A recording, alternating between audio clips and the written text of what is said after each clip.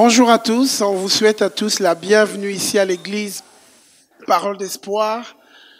C'est une matinée encore pour célébrer notre Dieu, pour le louer, pour lui donner la gloire parce qu'il en est digne. Il nous a donné la vie, il nous a sauvés, nous aimons l'adorer. Qui aime adorer notre Dieu? Voilà, amen. Voilà, depuis quelques semaines, on a commencé un thème, c'est les piliers de l'église Parole d'Espoir et aujourd'hui c'est le dernier message. À partir du mois de septembre, on va commencer une nouvelle série, une autre série qui va démarrer. Et là, c'est le dernier message sur les piliers de l'église. Alors, qui connaît, quelqu'un qui est ici dans la salle, pas dans la salle ici, qui connaît les piliers de notre église Parole d'Espoir?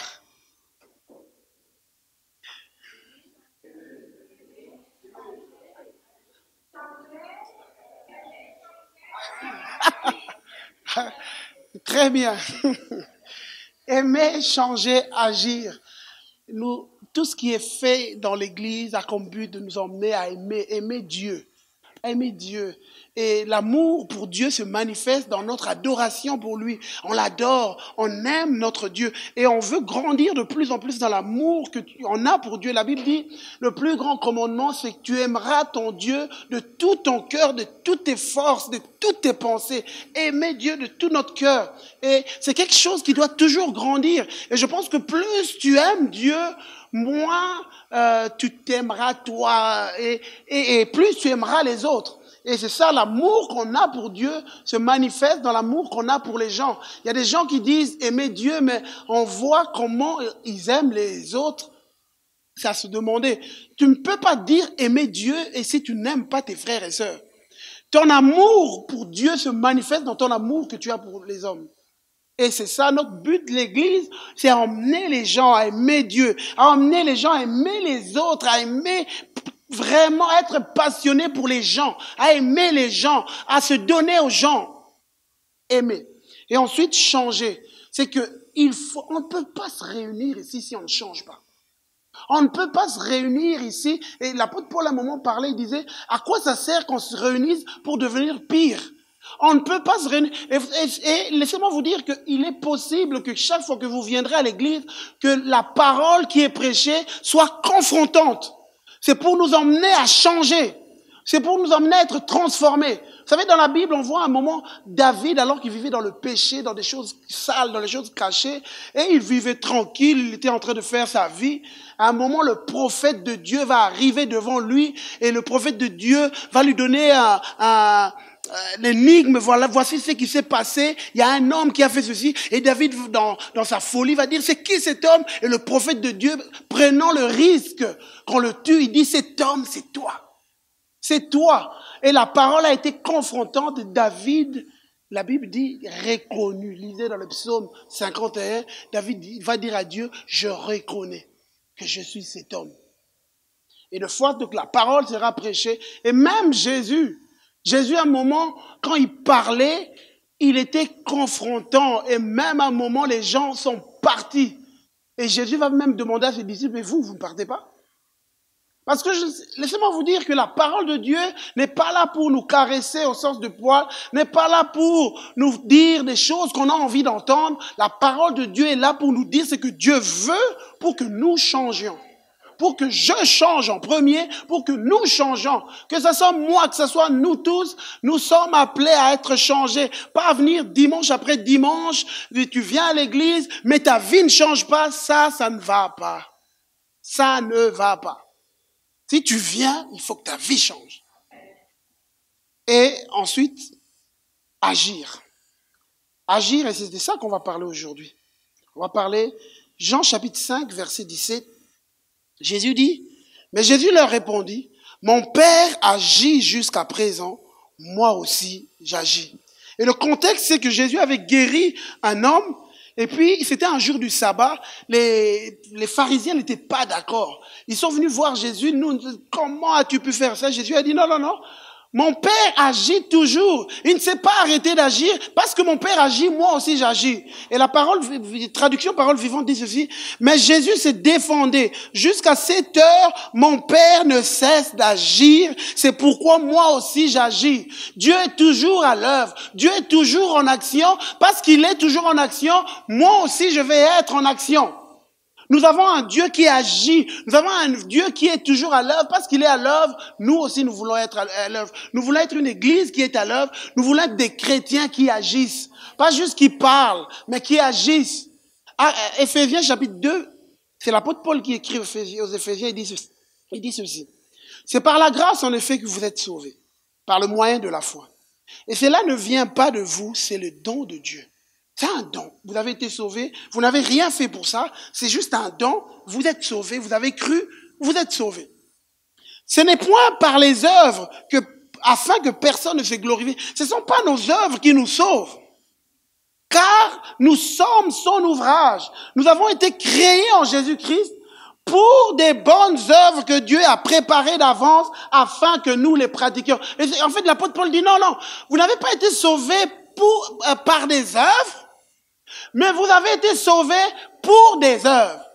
Ça veut dire que dans votre vie, c'est pas vos œuvres qui vous donnent la vie éternelle, mais quand vous avez été sauvés, vous avez cru, sachez que maintenant que vous êtes sauvés sur la terre, vous vivez pour accomplir des œuvres. Donc, on n'a pas été sauvés juste pour venir dimanche à l'église. On n'a pas été sauvés juste pour être membre de l'église. On a été sauvés pour accomplir des œuvres qui ont été préparées d'avance pour que nous les accomplissions.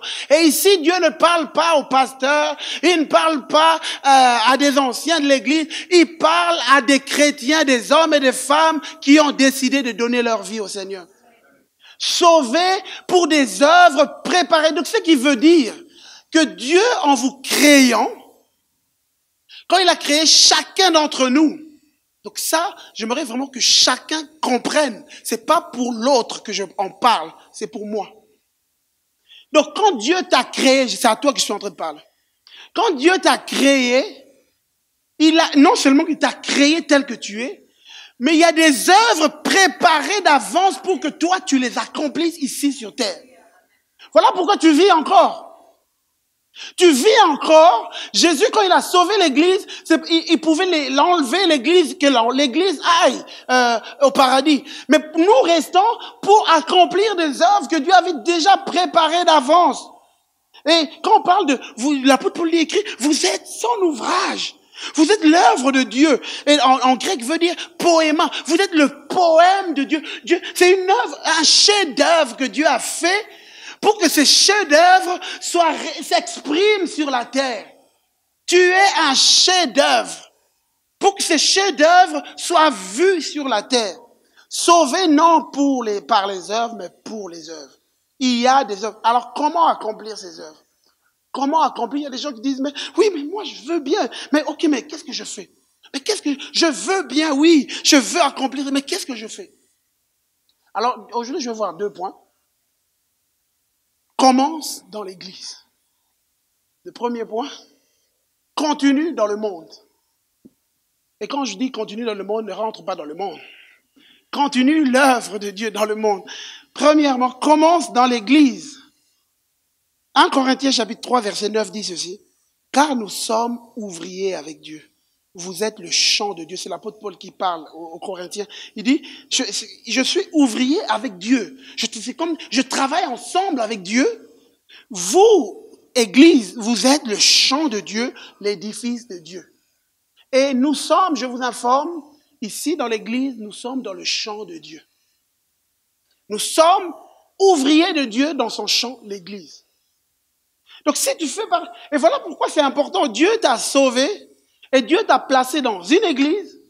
Dieu t'a placé dans une église pour que tu ne viennes pas dimanche après dimanche, juste pour être là, mais pour que tu le serves. Pour que tu accomplisses les bonnes œuvres que Dieu a préparées d'avance, que tu les accomplisses ici. Moi je crois que notre but n'est pas de dire que tout le monde doit faire partie de la meilleure église Parole d'Espoir. Non. Moi je crois que chaque personne a été appelée à être à un endroit. Si tu n'as pas été appelé ici, nous, on ne va pas te forcer. Moi, je crois que chaque personne a un appel. Mais là où tu es, là où Dieu t'a appelé, donne-toi à fond. Si tu es là où Dieu t'a appelé, donne-toi à fond. Si tu n'es pas là où Dieu t'a appelé, ne perds pas ton temps. Sois là où Dieu veut que tu sois. Nous, on vous encourage. Il faut entrer dans tes œuvres, dans ce que Dieu a préparé pour toi. Entre dans tes œuvres. Ne perds pas ton temps. Nous n'avons, vous savez, la vie passe très vite. Un jour, on se retrouvera devant le tribunal à la fin des temps. Chacun aura à rendre des comptes de la vie qu'il a menée ici sur terre. J'ai vu dernièrement, il y a une vidéo qui est en train de circuler sur Internet, ma femme qui me l'a envoyée. On montre un peu différentes personnes, en fait, comment on avait vécu. Et ces personnes se sont retrouvées devant le tribunal de Dieu. Et il y a toutes sortes de personnes. Il y a des gens qui étaient indifférents. Il y a des gens qui étaient même des bons chrétiens dans l'église, mais qui n'ont pas accompli tout ce que Dieu attendait d'eux. Et je me rappelle, il y a même un homme de Dieu qui disait que 2 fois, il y avait un homme qui était emmené en vision et puis qui allait dans le ciel. Et puis il arrive à un endroit. On l'emmène dans une pièce, et quand il l'ouvre, il voit plein de boîtes qui étaient fermées. Il demande à l'ange, mais c'est quoi ces boîtes? L'ange dit, ce sont tout ce que tu étais appelé à ouvrir dans le ciel, mais que tu n'as pas ouvert. Et moi je crois, il y a des œuvres préparées d'avant. Et pour ça, parce que des fois on ne sait pas.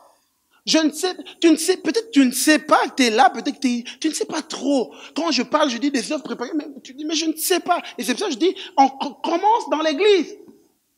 Commence là où Dieu t'a planté, et pendant que tu agis, pendant que tu œuvres, Dieu va ouvrir des chemins. Dieu va t'emmener là où il veut que tu sois. Dieu va te faire devenir celui qu'il veut que tu deviennes. Vous savez, aujourd'hui, moi, je suis en train de prêcher ici, mais ça comment? Moi, dès les premiers instants, ma mère est là, ma mère est ici, elle peut en témoigner. J'ai donné ma vie, j'avais 19 ans. Dès les premiers jours, j'ai donné ma vie, j'ai servi dans l'église. Je me rappelle, au début, ma mère ne comprenait pas, elle me disait, mais j'allais tout à l'église, je servais, j'allais à l'église, je me donnais. Et c'était, je parle, il y a plusieurs années. J'étais jeune, j'avais 19, bon, plusieurs. Vous ne savez pas quel âge j'ai. J'ai 46 ans. Je n'en ai pas l'air, mais j'ai 46. Et donc, dès 19 ans, je me donnais, je servais, j'allais. Et dans l'église, peu importe ce que je faisais, je servais. Et quelques années après, ça c'était en Afrique, je me suis converti. Je suis arrivé en Europe et puis en Belgique, à Liège. J'arrive dans cette église où je connaissais personne. Je suis arrivé comme, peut-être il y a des gens qui sont de nouvelles personnes. J'arrive dans l'église, nouvelle personne. Et après le culte, je vais voir le pasteur. Je viens d'arriver. En quoi est-ce que je peux être utile? Le pasteur me prend. Mais le pasteur me prend, il va me présenter à un des responsables. Il me demande où est-ce que tu habites? J'habitais vers le centre. Allez, il me présente à un des responsables des cellules. Je vais chez le responsable. Et depuis ce jour, je décide d'aller tous les vendredis. Je vais à la cellule. Je me donne à fond. Je suis là, l'église était en train de construire un bâtiment, un homme de personnes âgées. Il avait besoin de la main d'œuvre. Moi, je ne connaissais rien, mais j'ai dit, je suis là. Dieu, sers-toi de moi. Des fois, c'était grave parce que je venais là, de Congo, il fait chaud. Et puis, là, il fallait servir dans le froid. Samedi matin, on nous dit, frère, venez. Dans le froid, il fallait aider être aide-maçon, porter des trucs. Mon Dieu, c'était dur. Ça commence là. Tu te donnes, et c'est ça, je me suis donné, on était avec Zor, on s'est donné, on a servi l'église. Et je me rappelle une fois, le matin, je me réveillais, parce que j'allais tous les samedis à un groupe de prière. Le matin, j'ai pris mon temps pour me préparer dans la prière, j'ai prié, et j'arrive au groupe de prière, les responsables avaient oublié, je ne sais pas ce qui s'est passé exactement, il n'y avait pas de responsable. Personne pour nous diriger dans la prière. On arrive, et puis les sœurs, il y avait des sœurs qui étaient là, et puis j'ai dit, bon, ok, je vais vous diriger, je vais diriger. Puis j'ai dirigé la prière, et c'était des moments magnifiques dans la présence de Dieu. C'est allé aux oreilles du pasteur. Quoi? Et puis le pasteur, le lendemain, me dit, Christ, j'ai appris que tu as dirigé hier la prière. Gloire à Dieu. Et depuis ce jour, il a commencé à me faire confiance. Et puis, vous voyez comment les portes de foi s'ouvrent? Donne-toi. Donne-toi, donne-toi, sois là, donne-toi. Et alors que tu le fais, Dieu te conduit là où il veut que tu ailles. Les œuvres préparées d'avance. Il y a des œuvres pour toi, il y a des œuvres pour chacun d'entre nous. L'apôtre Pierre dira ceci: et vous-même, comme des pierres vivantes, édifiez-vous pour former une maison spirituelle. Et comme des pierres vivantes, vous êtes des pierres vivantes dans l'église Parole d'Espoir. Des pierres, pas des pierres mortes, mais des pierres vivantes qui apportent quelque chose. Proverbe 11, 25 dit ceci: l'âme bienfaisante sera rassasiée, et celui qui arrose sera lui-même arrosé. Celui qui arrose sera lui-même. Si tu n'arroses pas, tu ne seras pas arrosé. Mais alors que tu te donnes, crois-moi, Dieu t'arrose. Et qu'est-ce qui fait que des fois on grandit? Il y a des gens, moi, en tant que responsable, on observe les gens. On s'est rendu compte que des fois, il y a des gens qui grandissent plus vite que d'autres. C'est parce que des fois, quand plus on se donne, plus on est arrosé et on voit ces personnes se développer, grandir. N'attendez pas qu'on vous donne une activité, mais impliquez-vous et ce qui est à vous arrivera. N'attendez pas. Admettons que vous êtes prophète des nations. J'exagère. Et que vous êtes dans l'église Parole d'Espoir. Vous savez, Dieu vous a parlé que vous êtes prophète des nations. Et puis maintenant vous dites, voilà, moi je suis prophète, et maintenant vous attendez, vous ne faites rien, vous dites, j'attends qu'on fasse de moi le prophète que Dieu m'a appelé. Laissez-moi vous dire, vous risquez d'attendre longtemps. Qu'est-ce qu'il faut faire? Fais ce que tu dois faire. Là où il y en a besoin, fais, et Dieu t'emmènera à être ce prophète-là qu'il a appelé. Vous comprenez? N'attendez pas. La Bible dit dans Ecclésiaste 9, 10, tout ce que ta main trouve à faire avec ta force, fais-le. Fais-le. Il y a un besoin dans l'église. Va, implique-toi. Il y a quelque chose. Donne-toi. Il y a un besoin. Donne. On a besoin de quelqu'un dans le parking. Donne-toi. Et alors que tu fais, une onction va couler sur toi et Dieu va te faire remarquer.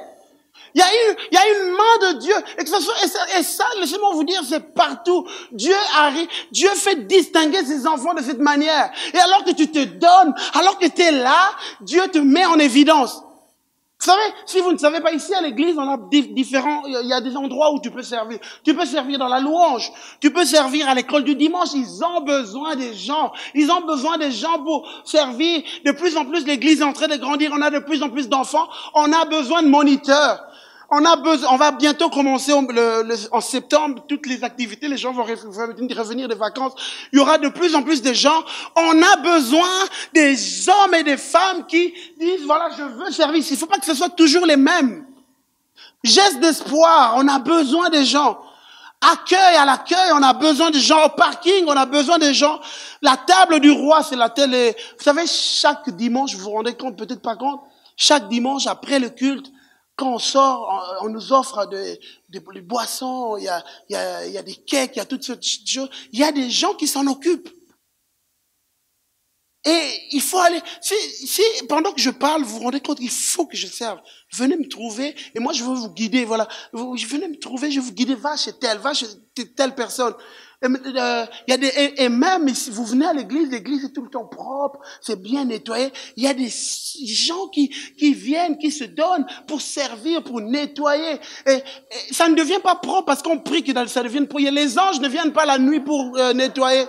Peut-être qu'il y a des gens qui ne savaient pas. Je vous informe, on ne prie pas pour que les anges viennent et puis on trouve la salle propre. Il y a des gens qui viennent nettoyer. Et pour ça, il faut que des hommes et des femmes s'impliquent. Il y a un homme de Dieu, Tommy Barnett, qui disait ceci: la clé de la grandeur est de voir le besoin, de laisser Dieu se servir de ce qui est dans votre main. La clé de la grandeur. On reconnaît la grandeur dans une personne quand cette personne voit le besoin et laisse Dieu se servir de ce qu'il a dans ses mains. Là, on te dit, waouh, cette personne m'édifie. Waouh, cette personne, waouh. Elle voit le besoin, elle est là, elle sait, elle n'attend pas. Et il y a des gens qui se spécialisent dans les plaintes. Vous savez, cette église, Parole d'Espoir, juste pour que vous sachiez, elle n'est pas parfaite. Il y a des choses qui manquent. Moi, ça me dérange vraiment pas du tout de savoir que l'église, elle est imparfaite. Parce que c'est des hommes, c'est composé des hommes imparfaits. Donc, ça veut dire qu'il y a des choses qui manquent dans la vie de notre église. Il y a plein de choses. Si vous observez bien, vous allez voir les choses qui manquent. Et c'est pareil dans toutes les églises du monde. Quelle que soit sa grandeur, si tu observes bien, tu vas te rendre compte qu'il y a des choses qui manquent. Pourquoi? Parce qu'elle est composée des gens imparfaits. Et toute organisation humaine, il y a toujours des failles, il y a toujours des endroits où tu auras quelque chose à dire. Mais par contre, quand tu es dedans et que tu vois ça, il est possible que tu apportes ta touche, que tu apportes quelque chose qui vient de toi. Parce que des fois, il y a quelque chose qui manque parce que tu n'es pas là. Mais par contre, quand tu seras là, il s'emmènera quelque chose de plus. Ça emmènera. Laisse-moi te dire, je vais t'informer. J'ai informé à quelqu'un. Il y a quelque chose qui manque dans cette église parce que tu ne t'impliques pas. Mais le jour où tu t'impliqueras, il y aura un plus dans l'église. Il y aura un plus. Il y a Theodore Roosevelt qui disait ceci. Ce n'est pas la critique qui compte, ni celui qui montre du doigt le faux pas de l'autre, ni en quoi il aurait dû mieux faire. Parce que tu vois, il a mal fait les choses. Mais Christian n'a pas, en prêchant, il n'a pas dit les choses comme il devait se dire, il n'a pas dit ça. Il dit, ni en quoi il aurait dû mieux faire, parce qu'il y a toujours le mieux. On peut toujours mieux faire. Je peux toujours mieux prêcher. On peut toujours mieux faire les choses. Parce que on est humain, c'est pas toujours parfait. Il y a toujours le mieux. Voilà pourquoi il faut toujours chercher à aller de plus en plus. Et il dit, donc, c'est pas celui qui critique, qui dit, voilà, tu aurais dû faire ça. Mais on accordera foi à celui qui est véritablement dans l'arène.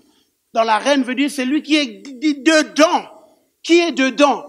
Et il continue, on croira celui qui, dans les meilleurs des cas, connaît finalement le triomphe de ses grandes réalisations, ou celui qui, dans les pires des situations d'échec, a malgré tout osé des grands exploits. Ainsi donc, cette place ne sera jamais réservée à des natures timides qui ne connaissent ni victoire ni défaite. Je ne fais rien, et quand tu ne fais rien, tu n'auras ni victoire, tu n'auras ni défaite, mais tu seras là. Mais quelqu'un qui fait quelque chose, il va des fois échouer, mais il continue. Et en fait, en conclusion, ce qu'il veut dire, c'est celui qui est à l'œuvre, il est crédible. Tu n'es pas crédible quand tu ne fais rien, que tu dis voilà ce que vous devez dû faire. Tu n'es pas crédible. Mais quand tu es dedans, tu t'impliques, tu te donnes, tu es crédible. Ce que tu dis a du poids. Et voilà pourquoi c'est important. Agir, il faut que chacun d'entre nous réfléchissez, regardez chacun à notre vie, dans quoi je peux impliquer, dans quoi je peux me donner. Et vous savez, la joie de servir dans l'église, c'est quoi? C'est qu'on découvre le travail en équipe. On découvre, il y a des gens qui aiment bien s'isoler, c'est des gens spéciaux, mais vous savez, la pensée de Dieu, la mentalité de Dieu, c'est des gens qui travaillent ensemble, en équipe. Le travail en équipe. Et quand vous regardez Jésus, quand il envoyait ses disciples, il les envoyait toujours 2 par 2. Regarde dans la Bible. Toujours, il les envoyait. Il voulait les apprendre à travailler ensemble, en équipe, travailler ensemble. Il y a une joie dans ça, dans le fait de travailler. Luc 10, vous allez voir, Luc 10, chapitre 1, il est dit ceci. Après cela, le Seigneur désigna encore 70 autres disciples, 70. Il les envoya 2 à 2. Devant lui, dans toutes les villes et dans tous les lieux où lui-même devait aller. Il leur dit, la moisson est grande, mais il y a peu d'ouvriers. Donc ça a commencé déjà à l'époque de Jésus, la moisson est grande. On a plein de choses à faire, mais il nous faut des ouvriers. Priez donc le maître de la moisson d'envoyer des ouvriers dans la moisson. Le travail en équipe. Et quand vous lisez dans les actes, vous lisez dans la Bible, il est dit Pierre et Jean, Barnabas et Paul, Paul et Silas, toujours des gens ensemble, travaillent en équipe. Et c'est en travaillant en équipe qu'on triomphe. En travaillant en équipe, on découvre ça. Alors, le deuxième point, continue dans le monde. Continue, comme je disais, je ne vous dis pas d'aller dans le monde, mais de répandre la vie dans le monde. Et si on revient dans le passage que je viens de lire, dans Luc 10, juste quand Jésus leur a dit priez que le maître de la moisson envoie des ouvriers, ici, moi, ce qui m'interpelle, en fait, c'est que la Bible dit, il les envoya deux par deux devant lui dans toutes les villes et dans tous les lieux où lui-même devait aller. C'est comme si, moi, j'étais en train de lire ça et ça me parlait que Jésus les a envoyés là où lui-même devait aller. Donc c'est comme s'il les a dit, dévancez-moi. Et moi, c'est que Dieu me disait, quand tu t'impliques dans les gens autour de toi, que ce soit à ton travail, dans ton voisinage et toutes ces choses, quand tu le fais, tu dévances Jésus. Tu dévances Jésus. J'ouvre une parenthèse. Moi, il y a quelque chose d'important quand même, j'aimerais dire. C'est que, des fois, on a des chrétiens qui évangélisent, qui disent aux gens. Mais j'aimerais d'abord vous poser une question. Avant que vous commenciez à dire à vos voisins, ah oui, on est chrétien, il faut venir à l'église. Au fait, j'aimerais vous poser, qu'est-ce que vos voisins pensent de vous en tant qu'humain? Qu'est-ce qu'ils pensent de vous? Moi, je vous avoue que des fois, j'ai peur que certains chrétiens parlent aux inconvertis de Dieu. J'ai peur parce que les inconvertis déjà n'ont pas une bonne image de vous en tant qu'humain. Et puis quand vous venez leur parler de Dieu, ça aggrave encore l'image qu'ils ont de Dieu, ça empire. J'aimerais dire à chacun d'entre nous, c'est quelque chose d'important. La seule Bible que certaines personnes liront, c'est vous. Et c'est, moi, vraiment, que ce soit même vos collègues, qu'est-ce qu'ils pensent de vous en tant qu'humain? Moi, j'aimerais que vous allez à mon travail, demander, qu'est-ce que vous pensez des chrétiens, pas en tant que pasteur, en tant qu'humain, chrétien. Qu'est-ce que les gens pensent de toi? Quelle est l'image que les gens ont de toi? Qu'est-ce qu'ils pensent de toi? Avant même de commencer à prêcher. Des fois, on gâche les choses avant. Les gens ont une image vraiment de vous. Jeudi passé, on a eu un pasteur qui venait du Congo, le pasteur Ebende, il racontait que il y avait il parlait avec un chrétien, lui il connaissait un chrétien à l'église qui avait des postes de responsabilité dans une boîte, et il parlait maintenant avec un des employés de ce gars, et il s'attendait à ce qu'on lui parle vraiment bien de ce gars, et l'employé lui disait, mais non, ce gars est chrétien? Non, il ne peut pas être chrétien. Voici ce qu'il fait, ça. Et des fois, vos voisins, si on va chez eux, on demande, qu'est-ce que vous pensez de tel là? Mais c'est le pire voisin que j'ai jamais eu. C'est le pire voisin. Et qu'est-ce que les gens pensent de vous? Est-ce que les gens, avant même que vous parlez d'église, est-ce que vous êtes des personnes, des hommes avec qui vos voisins, les gens auront envie d'être? Des gens agréables avec qui on a juste envie d'être avant de parler de Dieu. Juste être bien avec vous. Est-ce que votre voisin peut venir chez vous, juste être bien avec vous, sans que vous lui parlez de Dieu, juste parler de tout et de rien, juste être bien avec vous? Si c'est le cas, alors vous êtes sur le bon chemin pour commencer à évangéliser. Mais si c'est pas le cas, vous devez changer votre attitude. Si c'est pas le cas, moi je vous en supplie, ne parlez même pas de Dieu. Je vous en supplie, ne pas. Dans les églises, on influence les gens à évangéliser, mais là je vous dis stop. Non, arrêtez. Parce que vous êtes en train de salir l'image de Dieu. Parce que c'est vous qui devez donner une bonne image de Dieu. Pourquoi les églises aujourd'hui sont désertées par les gens? Mais c'est à cause des fois des chrétiens. Pourquoi, quand on regarde même, je ne veux pas critiquer, quand on regarde même l'église nationale, des fois les gens partent. Pourquoi? À cause de tout ce qui se raconte. Est-ce que nous, ce que nous sommes, ça permet aux gens d'avoir envie? Moi, il faudrait que les gens, avant même qu'on leur ait dit que nous sommes des chrétiens, que les gens aient envie de nous demander, mais pourquoi tu es si différent? Mais pourquoi tu es si... Moi, il y a quelque chose qui dégage de toi. Mais pourquoi tu es si différent? Et c'est à ce moment-là que tu commences à prêcher. C'est à ce moment-là que tu commences à dire, voilà pourquoi je suis différent. Jésus a changé ma vie. Jésus a fait de moi un homme différent. Et à ce moment-là qu'on commence à communiquer et les gens changent. Que ce soit dans nos familles, que ce soit là où nous sommes. C'est quelque chose d'important. Et ensuite, Jésus continue. La Bible dit dans Luc 10, donc quand il a envoyé, dans quelques villes que vous entriez, où l'on vous recevra, guérissez les malades qui s'y trouveront. Dites-leur, le royaume de Dieu s'est approché de vous. Les 70 revinrent avec joie et disant, Seigneur, les démons même nous sont soumis en ton nom. Pour voir ces choses, il faut aller. Pour voir. Moi, je pense qu'il faut qu'on commence à oser.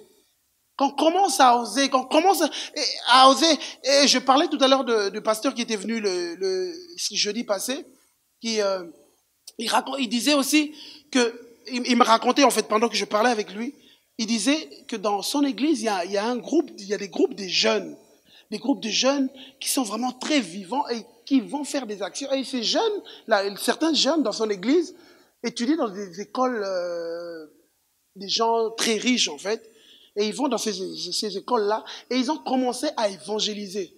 Et dans cette école, il y a un enfant qui était épileptique.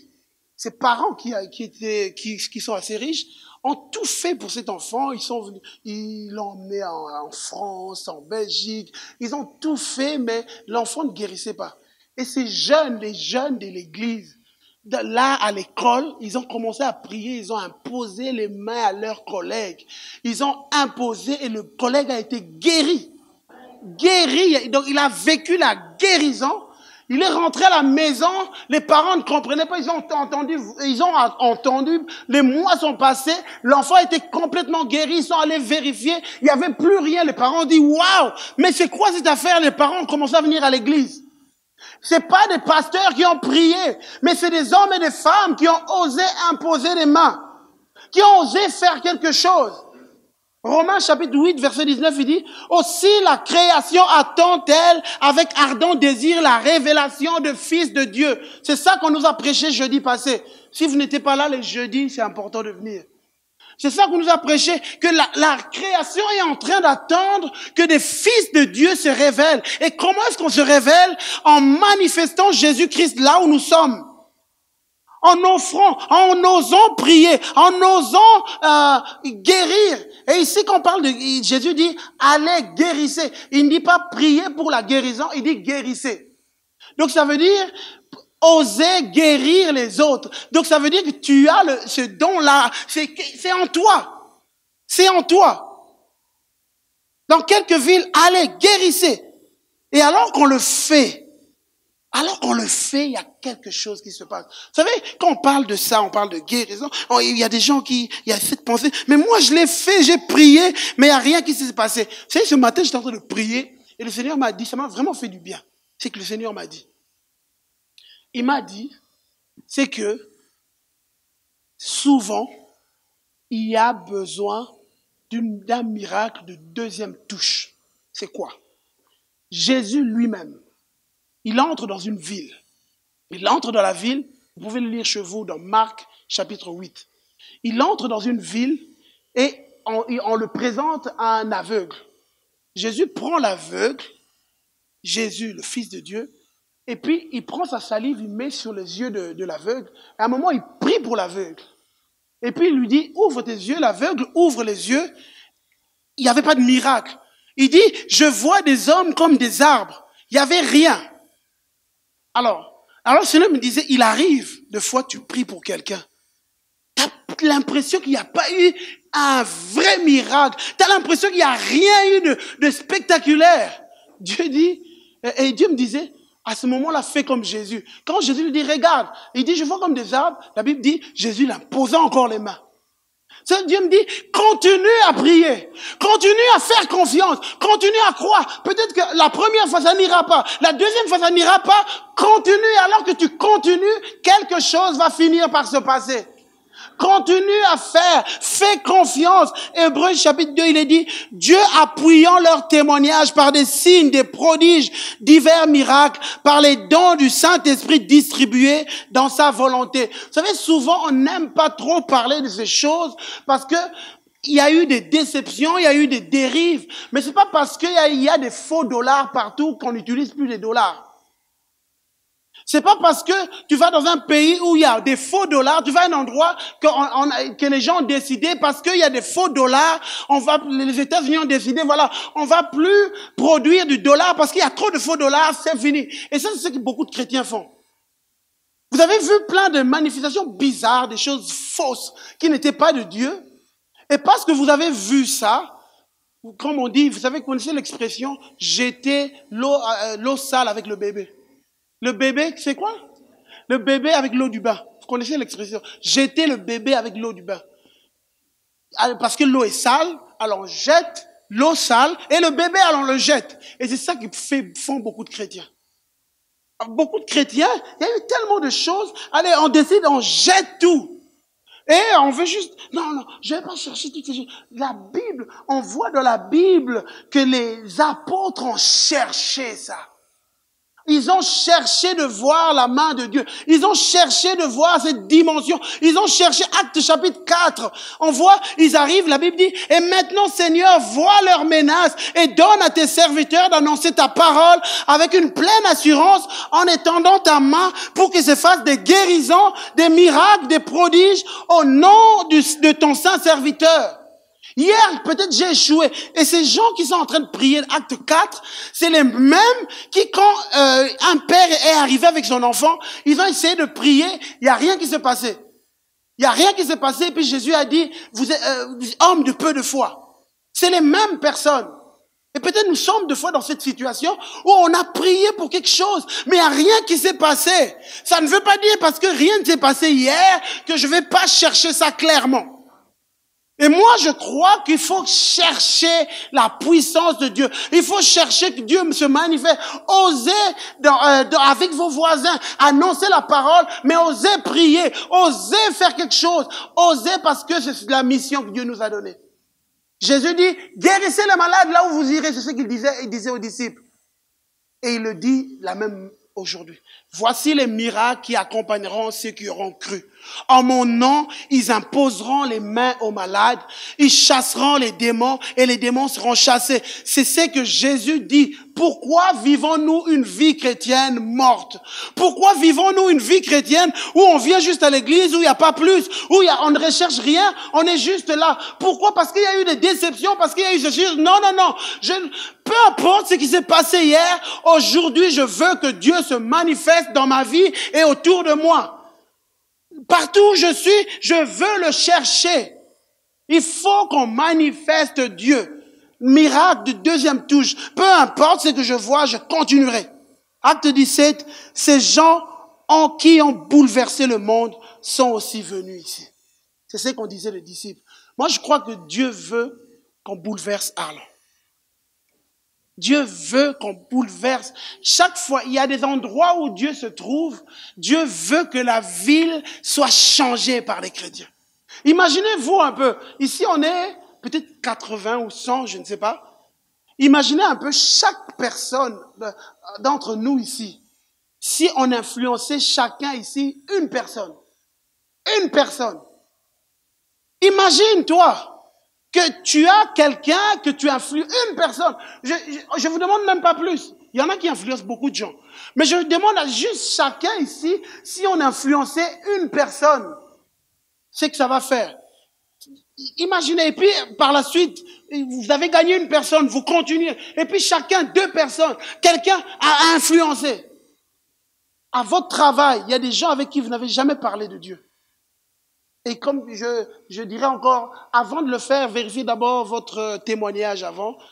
Vérifiez d'abord quel genre de personne vous êtes. Et si vous vous êtes rendu compte que ça va, c'est bien, c'est OK, parlez de Dieu. Annoncez Dieu. Nous sommes dans les temps de la fin. Nous sommes dans les temps de la fin. Quand une église n'agit plus, l'église devient coupable. Quand l'Église n'agit plus, quand les chrétiens n'agissent plus, on devient coupable. Il faut qu'on s'exprime. Il faut qu'on ose exprimer Dieu. Il faut qu'on ose faire quelque chose. Parce que c'est une question trop importante. Ici, je ne vous parle pas de juste d'inviter des gens dans l'église. Parce que souvent, beaucoup de gens, c'est ce qu'ils font. Ils invitent, ils disent, ah, mais j'ai essayé de l'inviter, il ne voulait pas. Non, on vous parle de partager la parole, de partager le témoignage de la vérité, de partager, de communiquer cela. De communiquer la vérité, de communiquer ce que Jésus peut faire, parce que Jésus veut changer de vie. Mais commence d'abord toi à changer, et ensuite communique ça. Communique la parole, communique. Et alors que tu le fais, je crois que nous allons transformer la ville. Et c'est ça, Jésus nous appelle à changer des gens, à transformer les villes. Et c'est ça qu'on était en train de dire des disciples. Des gens qui n'étaient rien, des gens sans instruction, mais ils ont bouleversé toute une ville. Dieu t'appelle, commence à bouleverser ta famille, commence à bouleverser la ville, commence à bouleverser tes collègues, commence à le faire. Ne les agace pas, mais par ton témoignage, par qui tu es. Commence à le faire. Ça commence à l'église et ça va dans le monde. Ça commence à l'église. Ça commence, cette mentalité, vous savez, il y a des mentalités qu'on acquiert. Quand tu viens à l'église et que tu apprends à servir dans l'église, c'est une mentalité que tu acquiers et ensuite tu apprendras à aller servir Dieu dans le monde pour changer des vies. Alors ce matin, alors que les musiciens vont se rapprocher, il y a des décisions à prendre. Il y a des décisions à prendre et c'est vraiment quelque chose que vraiment je trouve extrêmement important. Extrêmement important parce que nous sommes dans les temps de la fin. Nous sommes dans les temps de la fin. Commence à t'impliquer dans l'église. Alors ce matin, ma question est celle-ci. Quel genre de chrétien tu es? Est-ce que tu es juste un chrétien qui vient dimanche après dimanche, juste recevoir, mais tu ne donnes rien? Juste recevoir. Vous savez, je ne sais pas si vous connaissez la mer morte. C'est une mer, en fait, quand vous regardez l'image de la mer morte, c'est une mer qui, en fait, ça ne se coule pas ailleurs. Toutes les mers, en fait, se coulent ailleurs. Mais cette mer, c'est pour ça qu'on l'appelle mer morte, elle ne va pas ailleurs. Et il y a des chrétiens, leur vie, elle est comme ça un peu. Elle est comme la mer morte. On ne communique rien, mais on fait que recevoir. Vous savez, la mer morte maintenant, c'est une mer qui est remplie, plein de sel. Et quand les gens vont sur cette mer, les gens flottent. Parce que cette mer est remplie de sel. C'est vraiment extrêmement rempli de sel. Parce qu'elle ne se coule pas ailleurs. Et la vie, il y a des chrétiens, leur vie, elle est comme ça. Elle ne se coule pas. On vient dimanche après dimanche, on vient à l'église, mais on ne donne pas. Et on devient des chrétiens un peu frustrés, toujours mécontents. Et voilà pourquoi c'est normal que même vos voisins n'ont pas envie d'être avec vous. Même vos voisins, non, vous êtes quelqu'un que les voisins n'ont pas envie de passer du temps avec. Moi, j'ai mon opinion à moi. Mon opinion, un chrétien devrait être quelqu'un où tout le monde a envie d'être avec. Ça, c'est mon opinion. Les gens ont envie, mais il est différent. Même s'il y aura des gens qui ne vont pas vous aimer, vont vous critiquer, mais à un moment, ils vont voir que non, vous êtes quand même quelqu'un avec qui il n'y aura pas de problème. Vous êtes quelqu'un avec qui il n'y aura pas de critique. Vous êtes quelqu'un, et ça, même si au début vous critiquez, ils finiront par découvrir que vous êtes différent. C'est moi, à mon travail, je le vis. C'est pas pour me mettre à l'avant, mais je pense qu'on a comme but de partager ce qu'on est. Et moi, à mon travail, de fois, il y a des gens avec qui tu t'entends. Mais dernièrement, je parlais avec des collègues, on était allés manger ensemble. J'avais jamais parlé du fait que j'étais chrétien. Et puis là, on était en train de parler. Il y a eu une opportunité. Et puis j'ai glissé ça, que j'étais chrétien. Et puis c'était une opportunité qui m'était créée. C'était deux collègues, on était en train de manger. Parce que moi, je n'aime pas parler de Dieu quand il y a plein de gens. Parce que les gens ne sont pas toujours vrais. Et là, comme on était juste à 3, donc il y avait 2, et puis là, j'ai profité de parler, et puis ils étaient étonnés. Ah, tiens, t'es chrétien. Mais, et puis, il y avait une collègue qui a dit, mais Ah, mais c'est ça, je t'ai toujours trouvé différent. Ah, c'est vrai? Mais oui, j'étais assez agréablement surpris qu'elle dise, mais j'ai toujours trouvé différent. Et puis, elle dit, c'était assez marrant, elle dit, mais c'est comme s'il y avait une sorte d'aura. C'était assez marrant, ça m'a fait rire. Je ne me suis pas pris la grosse tête. Mais ce que je voulais juste dire, dans la simplicité, dans la vérité, c'est que je vous partage juste en toute vérité. Dans la simplicité, dans la vérité, je veux être quelqu'un de différent. Quelqu'un de différent. Pas comme tout le monde. Quelqu'un de différent. Dans ta manière de parler aux gens. Être quelqu'un de différent. Et ça fera que tu emmèneras les gens plus loin. Être quelqu'un de différent. Et ici, je ne suis pas en train de dire des gens qui se prennent pour être les meilleurs. Non. Mais des gens qui ont été changés dans la simplicité, dans l'humilité. Être juste différent. Dans ma manière de parler. Être différent. Je ne suis pas quelqu'un qui va insulter les autres parce que je suis fâché. Non, je vais être différent. Dans ce qui va sortir de ma bouche, dans ma manière de parler. Peut-être que ça ne plaira pas à tout le monde, mais je vais être différent. Et même si aujourd'hui ça ne plaît pas à quelqu'un, demain cette personne saura que je suis quelqu'un à qui elle peut faire confiance. Une personne de confiance. Et Dieu nous appelle. C'est ça qu'on dit que le monde soupire après la manifestation des fils de Dieu. Le monde attend qu'il y ait des fils de Dieu qui se révèlent dans ce monde. Et comment ils vont se révéler? Ça commence à l'église, alors que je m'implique, je me donne. Je viens savoir c'est quoi les besoins dans l'église. Je suis là, je vais me donner. Je bénis Dieu pour les différentes personnes qui servent dans l'église Parole d'Espoir. Et il y a des gens qui servent, on les voit partout dans tout ce qu'il y a comme département, on les voit. Moi, je les bénis, qu'ils soient bénis. Est-ce qu'on peut les acclamer, les gens qui servent dans l'église Parole d'Espoir? Moniteurs, toutes ces personnes-là qui servent. Pendant qu'on est là, il y a des gens qui s'occupent de nos enfants, on les bénit. Et toi, qu'est-ce que tu fais? Et laisse-moi te dire que quand on sert Dieu, je ne dois pas faire les choses parce que ça me plaît. Mais je fais parce que ça rend service. Je ne fais pas parce que moi j'ai envie d'être là et j'ai envie que les choses se fassent comme ça. Et si ça ne se fait pas comme ça, non, j'arrête. Non. Pourquoi on ne peut pas servir Dieu juste avec humilité, simplicité, soumission au Seigneur? Je veux juste te donner ma vie. Je veux juste te servir. Je veux juste te glorifier. Je veux juste, Seigneur, que tu sois content dans le ciel de mon travail, de ce que je fais. Peu importe que je souffre, peu importe que je pleure. Vous savez, je vais vous dire la vérité. Il est arrivé, moi, dans ma vie, j'allais à l'église, je rentrais à la maison, je pleurais. Je vous dis la vérité. Il y avait des jours où je rentrais à la maison, je pleurais, je dis, Seigneur, je suis fatigué. Seigneur, pourquoi on m'a traité de cette manière? Pourquoi on a fait ça? Je vous dis la vérité, il m'est arrivé, mais je n'ai pas abandonné. J'ai continué. Je suis resté parce que je sais qui je sers. Je ne sers pas les hommes, je sers Dieu. Je sers Dieu, je ne sers pas les hommes. Je suis impliqué à l'église, je ne sers pas les hommes, je sers Dieu.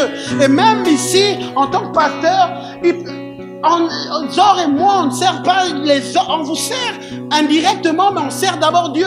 Donc ce qui veut dire que demain, il peut arriver des critiques, il peut arriver toutes ces choses. Jamais ça ne m'arrêtera parce que j'attends tout de Dieu. Ça ne dépend pas, je ne dépends pas des hommes, je ne dépends pas des félicitations des hommes, je ne dépends pas des bravos des hommes, je ne dépends pas que les gens me disent c'est très bien ce que tu fais. Je sais que je sers mon Dieu. Pourquoi on ne viendrait pas avec cette mentalité chacun? Je sers juste Dieu. Peu importe qu'on soit content de moi ou pas, moi je sers Dieu, je me donne à Dieu, je le fais de tout mon cœur, et peu importe, je veux me rendre utile. Et alors que tu le fais, tu es en train d'accomplir les œuvres préparées d'avance pour toi. Et alors, tu bâtis l'œuvre de Dieu, tu bâtis, et ainsi nous pourrons gagner ce monde. Alléluia. On va courber nos têtes dans la présence de Dieu.